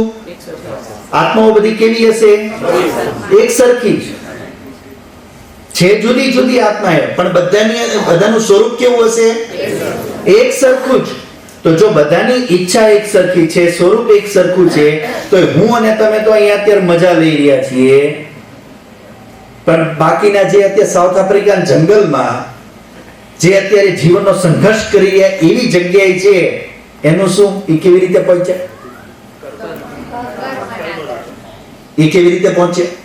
આખી ઇકોસિસ્ટમ ચાલી રહી છે, કેવી રીતે કામ કરી રહી છે? એક બીજા ઉપર, બીજો ત્રીજા ઉપર, ત્રીજો ચોથા પર ડિપેન્ડ છે. એક ઘાસ ખાઈને જીવે છે, એક માંસ ખાઈને જીવે છે. આખી પ્રક્રિયા, આખી ઇકોસિસ્ટમ ચાલે છે. તો આ આખી વ્યવસ્થા બધા જીવોની આપસમાં એક ઈચ્છા હોવા છતાં બધાને રોલ કેવા મળ્યા છે? બધાને બોડી કેવા મળ્યા છે? તો ઈચ્છા બધાની એક સરખી છતાં બધાને મળ્યું અલગ અલગ. તો આ થવા પાછળ કોઈ કારણ ખરું કે નહીં? કે વગર કારણે હશે? કોઈ કારણ સહિત જ થયું હોય ને આ વિભાજન, કે એકને ઈચ્છા આવી જતી તો અહીંયા યોગ્યતા તો બધાની સરખી હતી, યોગ્યતા તો, પણ તોય એક ન્યા એક અહીંયા, તે કારણ વગર હોય તો એક જ કારણ રહી જાય. એ શું રહી જાય? જેણે જેવું કર્યું એને એવું મળ્યું. તો આ જે વિભાજન થયું અને વ્યવસ્થા બની, આ ન્યાયવાળી કહેવાય કે અન્યાયવાળી? અને કોણે કરી કહેવાય? જેણે બનાવ્યું. તો એનામાં બીજો ગુણ કયો ઘટે? ન્યાયકારી. કેવો છે? તો કેવો છે? પ્રયોજન વાળો છે, એટલે ચેતન છે, જ્ઞાનવાન છે, સર્વશક્તિમાન છે અને ન્યાયકારી છે. કેવો છે? ન્યાયકારી છે. અને બીજી વસ્તુ કે ખાલી ન્યાય જ કરે છે કે દયા છે? શું દયા છે? શું દયા છે? એની દયા કોઈ મળી? કોઈ દયા વાળું છે એનું કે નથી? આ જીવન જ એની દયા છે. આ જીવન જ એની દયા છે. બાકી આપણે કઈ કરીએ કેમ હતા નહીં. એને આ જીવને આપ્યું અને જીવન ચલાવવા માટે પાછા બધા સોર્સે આપ્યા. જલ, વાયુ, પાણી, આ બધા સંસારના પદાર્થો, આ બધા ઉપર આપણે જેની પર જીવી રહ્યા છીએ, એ પણ કોણે આપ્યું? તો આ શું છે? એની, કેમ કે બદલામાં કઈ પેમેન્ટ કરવું પડતું નથી. આ એની દયા. તો એ કેવો છે? હવે આ આવું કામ ખાલી અહીંયા જ કરી રહ્યો છે, બનાવવાનું ને બધું આ ચલાવવાનું, કે આખા બ્રહ્માંડમાં ચાલી રહ્યું? તો એ ક્યાં રહેતો હશે? કઈ પૃથ્વી ઉપર રહેતો હશે? કઈ દિશામાં રહેતો હશે? કામ એક દિશામાં ચાલી રહ્યું છે કે 10 દિશામાં? એક જગ્યાએ છે કે ઠેઠ સુધી છે? તો ઈ કઈ દિશામાં રહેતો હશે? કઈ દિશામાંથી કામ કરતો હશે? ક્યાંથી મેસેજ મોકલતો હશે? કામ ચલાવતો હશે? જ્યારે પોતે જ કરનારો છે ને એના સિવાય કોઈ કરનારો છે નહીં, એને કોઈની મદદ લેવાની નથી, મદદ એને જરૂરી નથી. અને એને જો એ કામ કરવું હોય, કામ બધે જ ચાલી રહ્યું હોય, તો ઈ પણ ક્યાં હોય? બધે જ હોય. કેમ કે જ્યાં કરતા હોય ત્યાં એનું કાર્ય હોય, કરતા નો એનું કાર્ય મળે. એટલે એનાથી આપણને ખબર પડે છે કે ઈશ્વર કેવો છે? હોય તો સર્વવ્યાપક, આકાશવત. જેમ આકાશનો કોઈ છેડો આવે કઈ ખાલી થઈ ગયું, ચાલ્યા જ જાઓ, એન્ડ આવશે? એન્ડ જ નહીં, અનંત છે. કેવું છે? તો એ પણ કેવો હશે? સર્વવ્યાપી અનંત. તો કેટલા ગુણ એની સામે આવે? આપણા કરતા એનામાં હું જુદું મળ્યું? આપણામાં કયા ગુણ હતા? ઈચ્છા, બીજું સુખ દુઃખની અનુભૂતિ, પ્રયત્ન, જ્ઞાન, આપણામાં ગુણો હતા. પણ આપણે એવું સ્વીકાર કર્યું કે આટલાથી કામ હાલે, આ કઈ બને નહીં. આ બનાવવા માટે આવું કઈક જરૂર પડે. શું જરૂર પડે? ચેતન હોવું જોઈએ, સર્વજ્ઞ હોવું જોઈએ, સર્વશક્તિમાન હોવું જોઈએ, સર્વવ્યાપક હોવું જોઈએ, ન્યાયકારી હોવું જોઈએ, અને ત્યારે આ સ્વરૂપમાં સૃષ્ટિ બની શકે. અન્યથા શક્ય નથી. તો એનો અર્થ બિલકુલ ક્લિયર કટ છે કે એક જડ વસ્તુ છે જેને રો મટીરીયલ કે પંચમહાભૂત કહીએ, બીજી ચેતન વસ્તુ છે કે જે આનો યુઝ કરે છે, જે આપણે કરી રહ્યા છીએ, અને એક ત્રીજી ચેતન સત્તા છે કે જ્યાં સમગ્ર સંચાલન કરી રહી છે. તો ટોટલ કેટલી વસ્તુ થઈ? કઈ? જડ, આમ જડ અને ચેતન. પણ ચેતનમાં કેટલા? બે ચેતન, એક છોટા ચેતન ને મોટા ચેતન. કેમ કે આપણે કેવા છીએ? અલ્પજ્ય છીએ. કેવા છીએ? અલ્પજ્ય, અલ્પ શક્તિ અને અણુ સ્વરૂપ છીએ. અને એ કેવો છે? આપણે અલ્પજ્ય છીએ. આપણામાં જ્ઞાન કેટલું છે? અલ્પ.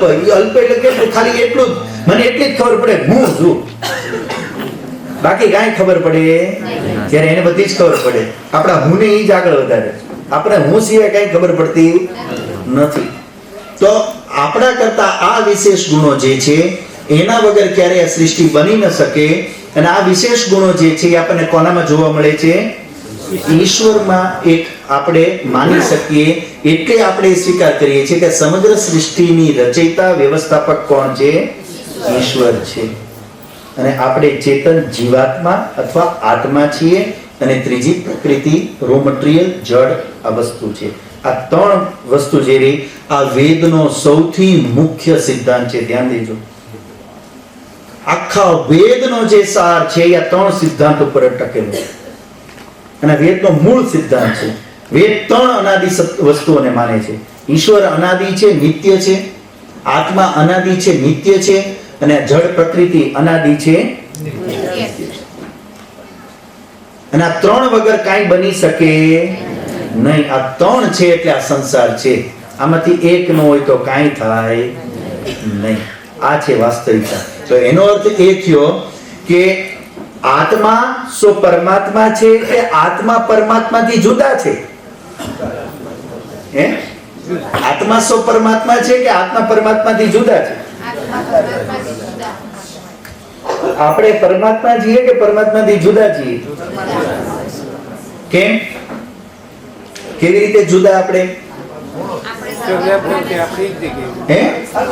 કેમ કે જે ગુણો આપણામાં દેખાય છે એનાથી સૃષ્ટિ બની શકે એમ અને સૃષ્ટિને જોતા જે ગુણોની જરૂર દેખાય છે એ ગુણો આપણા સિવાય કોઈ અલગમાં હોય તો જ શક્ય છે. એટલે આનાથી શું ખબર પડે છે આપણને?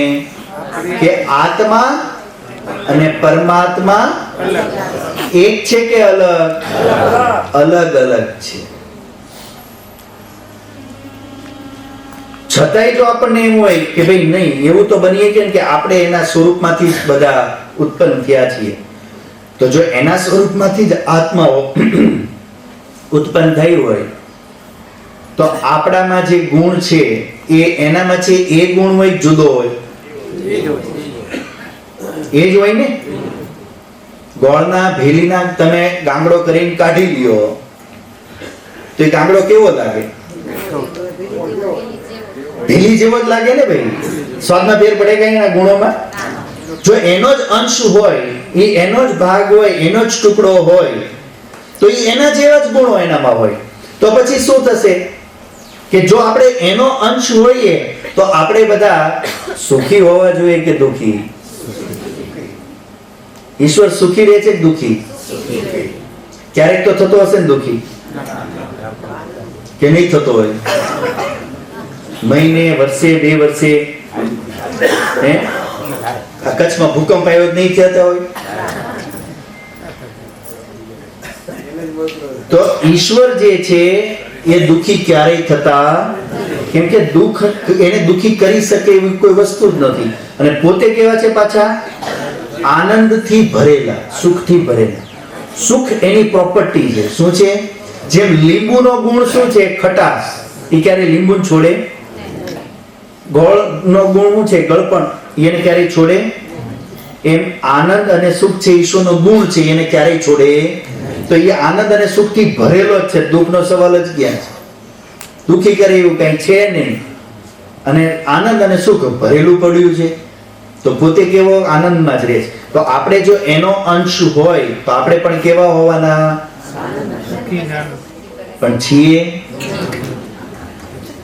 બીજી વસ્તુ, જો ઈશ્વર છે એ કેવો છે? પવિત્ર કર્મ કરે છે કે અપવિત્ર કર્મ કરે છે? તો આપણે જો એનો અંશ હોઈએ તો આપણે કેવા કર્મ કરતા હોય? કેવા કરતા હોય? કરીએ જ છીએ ને પવિત્ર કર્મ, કે નથી કરતા? જો સવારે બ્રશ કરીએ છીએ, પવિત્ર થઈએ, નાહીએ, પાછા પવિત્ર થઈએ, પવિત્ર થઈએ છીએ ને આપણે? હે? આપણે પવિત્ર કર્મ કરીએ છીએ કે અપવિત્ર કર્મ કરીએ છીએ? કેટલા માને છે કે અપવિત્ર કર્મ કરીએ છીએ? આવો આપણે એવું કેટલા માને? વ્યક્તિગત નથી પૂછતો, સાર્વજનિક પૂછું છું. કેટલા એવું માને છે કે આપણે અપવિત્ર કર્મ કરીએ છીએ? કરીએ છીએ કે નથી કરતા?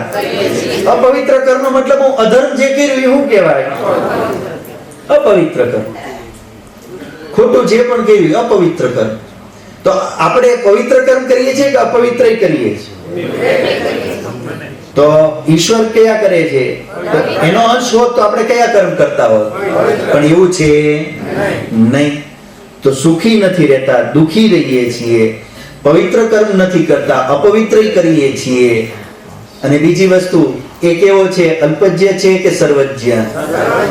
અને આપણે એને બધી ખબર છે.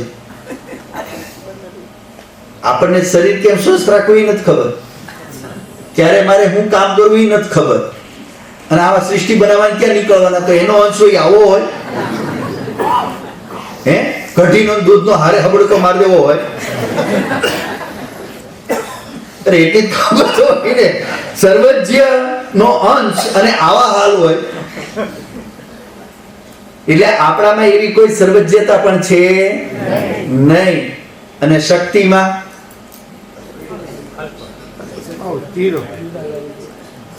પાણી ડોલ ઉપાડવામાં 5 વાર વિચારી, ઈ અડધી કલાક 2 વાર લઈ જાય. તો એનો અંશ હોત તો એનામાં શક્તિ કઈ હોય કે ન હોય કોઈ? તો જે ગુણો ઈશ્વરમાં ઘટવા જોઈએ એ કોઈ ગુણ આપણામાં ઘટતા દેખાતા નથી. એટલે એ વસ્તુ બિલકુલ સ્પષ્ટ થઈ જાય છે કે આપણે એનો અંશ નથી. હજી એક પ્રશ્ન રહી જાય કે તો પછી જે અવતારી પુરુષો થઈ ગયા એ તો ઈશ્વર ખરા કે નહીં? કેમ કે જે મહાપુરુષોએ અવતરણ કર્યું ધરતી પર, તો એક એનું આપ જરા વિચાર કરો કે જેને આપણે ઈશ્વરનો અવતાર કહીએ છીએ, કે ઈશ્વર અવતાર લે છે. પણ પહેલી વસ્તુ તો ઈશ્વર એક જગ્યાએ છે કે બધી જગ્યાએ? તો જે બધી જગ્યાએ હોય ઉતરે ક્યાં? જે પહેલેથી બધે ઠસો ઠસ ભર્યો હોય એ પરમાણુ જગ્યાનો ક્યાં ઉતરે ને ક્યાં જાય? હું તો ઉપર ઉતરીને અહીં આવી કોઈ ઉતરો, જ્યાં બેઠો જ ત્યાં હું ઉતરું. ઉતરી કોઈ બેઠો જ ત્યાં અહીંયા તો ઉતરી શકું, પણ બેઠો જ ત્યાં કેવી રીતે ઉતરું? અરે ભાઈ, જે જગ્યા પહેલેથી જ તે એલોટ થઈ ગઈ છે, ઓક્યુપાઈ થઈ ગયું છે જે વસ્તુ, ત્યાં તમે શું નાખો શું મૂકો? તો ઈશ્વરે તો પહેલેથી જ આખો સંસાર વ્યાપ્ત કરી લીધો. એટલે ક્યાં આવે ને ક્યાં જાય? એટલે અવતરણ શક્ય નથી. ચાલો કઈ નહીં, થયું છે તો વાત તો કરીએ આપણે. એટલે એને કરેલું તો છે. હવે એવું આપણે જે માને છે જે, તો પ્રશ્ન એને ઉત્તર દેવો પડે. જો કર્યું છે તો ઉત્તર દેવો કે જે પણ મહાપુરુષ આપણે કહીએ છીએ, કે જેને પણ ઈશ્વરનો અવતાર કહીએ છીએ, એના જીવનને આખું જો જન્મથી લઈ અને મૃત્યુ પર્યંતનું જીવન જુઓ તો એની અંદર જે ગુણો હતા એ માનવની સાથે ઘટતા ગુણો વધારે છે કે ઈશ્વરની હારે ઘટતા ગુણો છે? ઈમાનદારીથી જુઓ.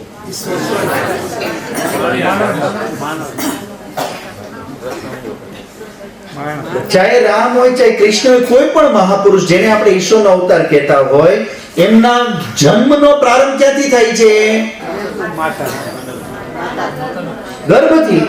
ત્યાંથી લઈ મૃત્યુ પર્યંતના વસ્તુને ઈમાનદારીથી જુઓ કે જીવનમાં જે ગુણો ઘટે છે કે જે ગુણો છે એ ઈશ્વર વાળા છે કે મનુષ્ય વાળા છે? એમનો પણ જન્મ થયો, 9 મહિના ગર્ભમાં એ પણ આપણી જેમ જ રહ્યા, એમને પણ મળ મૂત્ર ઇત્યાદિ ત્યાગ કર્યા, એમને પણ આપણી જેમ માતા પિતાનું લાડન તાડન થયું, એમને પણ આપણી જેમ વિદ્યાનું અધ્યયન કરવું પડ્યું, એમને પણ આપણી જેમ રાત અને દિવસનું પાલન કરવું પડ્યું, એ નિયમોમાં રહ્યા, એમને પણ બ્રહ્મચર્ય આદિ બધા નિયમોને હવન યજ્ઞ સંધ્યા ઉપાસનાના કર્મો કરવા પડ્યા. આ બધા કોની યારે મળે છે? માણસ સવાય. બીજી વસ્તુ, આપણને રોજ આખા દિવસમાં શું થતું હોય છે? સુખ અને દુઃખ. આપણું પોતાનું કોક મળે તો આપણને શું થાય? સુખ. અને આપણા પોતાનો કોઈનો વિયોગ થઈ જાય શું થાય? આવા ગુણો એમાંય હતા કે નતા?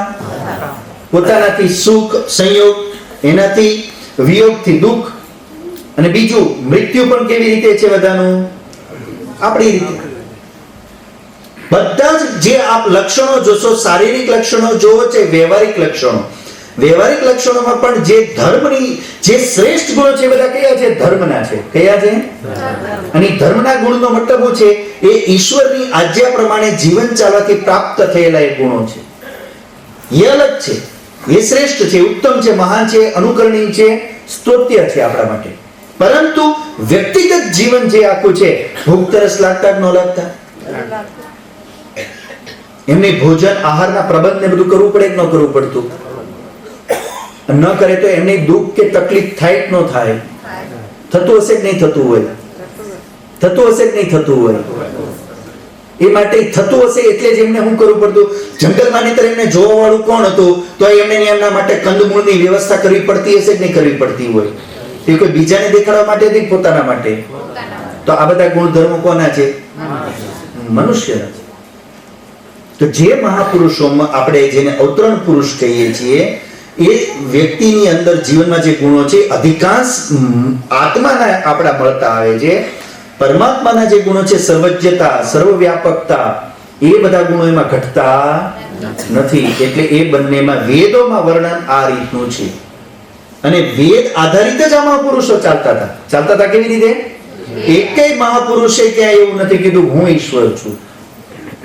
ભલે પ્રમાણ તમે લઈ ગયો યદ યદ ધર્મસ્ય આદિ આદિ, એ અલગથી ચર્ચા થઈ કે પણ તે મુદ્દાની વાત સમજો કે એ મહાપુરુષો સ્વયં પણ હું કે છે, અમે પણ શેના અનુસાર ચાલીએ છીએ? વેદ અનુસાર.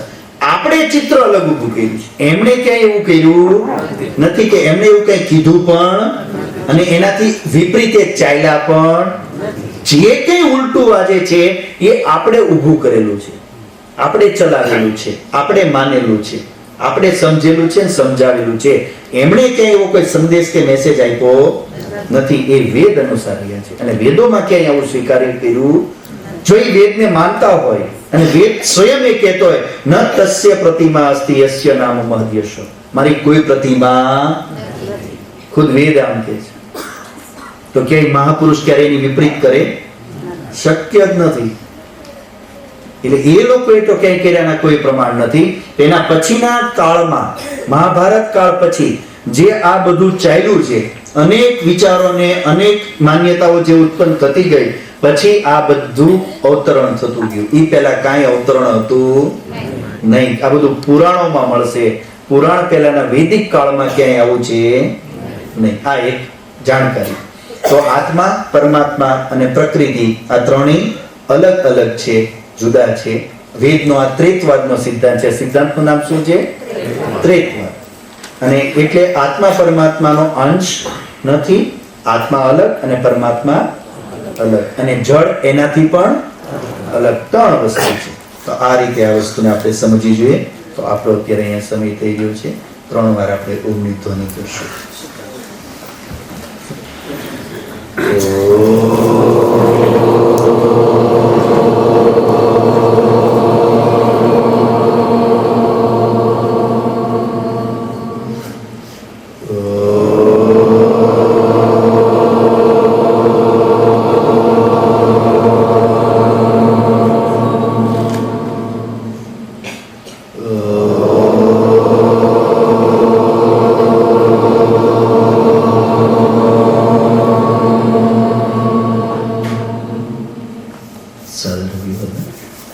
આપને જે વિચારો આપની સામે આવે છે, આપને એમાં કોઈ પ્રશ્ન હોય, જિજ્ઞાસા હોય, આપને એમાં કોઈ આપત્તિ હોય, એટલા માટે જ આપણે શંકા સમાધાનનું સત્ર રાખ્યું છે. તો આ બધા આને લઈને કોઈ આપના મનમાં પ્રશ્ન હોય, કોઈ આપને અંદર કઈ વસ્તુ સમજાણી ન હોય, અથવા મારી કોઈ વાતમાં આપને દોષ લાગતો હોય, તો આપ આપની પરચી શંકા રૂપે લખી અને આ બોક્સમાં આપ જરૂરથી નાખજો. જી हाँ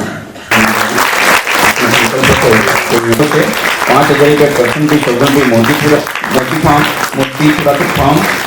250 હરેશભાઈ રવજીભાઈ મોડાસા પાવન સિટી 5,000 रुपया વસરામભાઈ હરિભાઈ મોડાસા 500 रुपया રામ ભરોસે 250 रुपया કાંતિભાઈ સુથાર 2100 रुपया મહેશભાઈ મોહનભાઈ પટેલ 500 रुपया મગનભાઈ બેનજીભાઈ પટેલ કાકડિયા 3,000 रुपया રશ્મિબેન દિનેશભાઈ વાડિયા 500 रुपया लक्ष्मणभाई देवजीभाई पारसिया गांधीनगर 2,000 रुपया जयाबेन वान ट्रस्ट रोजड़ 500 रुपया चंदुभाई जेठाभाई पटेल मोड़ासा 500 रुपया राम भरोसे 1100 रुपया राम भरोसे 500 रुपया किरीटभाई छगनभाई पटेल गोलसू कंपा 500 रुपया भारतीबेन रमेशभाई बावाणी 1100 रुपया हरिभाई अनुभाई शेंगाणी नवीनभाई वालजीभाई पटेल लालसू कंपा 25 रुपया शांताबेन मणिभाई पोकर जयगाम 1100 रुपया बेतरभाई मावजीभाई पटेल मोड़ासा 200 रुपया डायाभाई एम पटेल मोड़ासा पावन सिटी 500 रुपया जयंतीभाई हिंदीभाई पटेल आनंदपुरा कंपा 500 रुपया जयंतीभाई शांतिभाई पटेल बिल्सन कंपा 10,000 रुपया प्रियंकाबेन विहानभाई पटेल महादेवपुरा कंपा